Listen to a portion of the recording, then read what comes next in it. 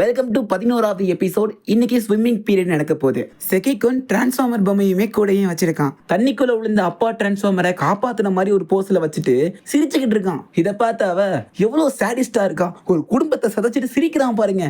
அதுக்கப்புறம் அந்த பொம்மைகளை டீல்ல விட்டு இவன் தண்ணியில குதிச்சு விளாண்டுட்டு இருக்கான். இதை பார்த்து அவளுக்கோ அனாத பொம்மைகள் மாதிரி விட்டுட்டு போறேடா அரமெண்டல் அப்படின்னு அவன் அந்த பொம்மைகளை அரவணைச்சு ஒரு சேஃபான பிளேஸ்ல வச்சுட்டு போறா. அந்த நேரத்துல ஒரு ஸ்டூடெண்ட் வந்து என்னடா பொம்மைக்கெல்லாம் சேஃப்டி பலூன் வச்சிருக்கானுங்கன்னு சொல்லி அந்த பொம்மையை தண்ணிக்குள்ள தூக்கி போட்டான். அவ அலறிக்கிட்டு ஐயோ போட்டானே தண்ணிக்குள்ள அப்படின்னு தேடிக்கிட்டு இருக்கா. பொம்மைய ஒரு இடத்துல இருக்குது. எப்பா பத்திரமா தான் இருக்கு, சீக்கிரம் வந்துடுறேன் அப்படின்னு நினைக்கிறதுக்குள்ள இன்னொரு படுபாவி பையன் பாஞ்சு வந்து தள்ளிட்டு போயிடுறான். அலை அதிகமா வந்தனால அந்த குட்டி டிரான்ஸ்ஃபார்மர் காணாம போயிடுது. குழந்தைய தொலைச்சு போட்டோமேனு இவ்வளவு வருத்தப்பட்டு இருக்க.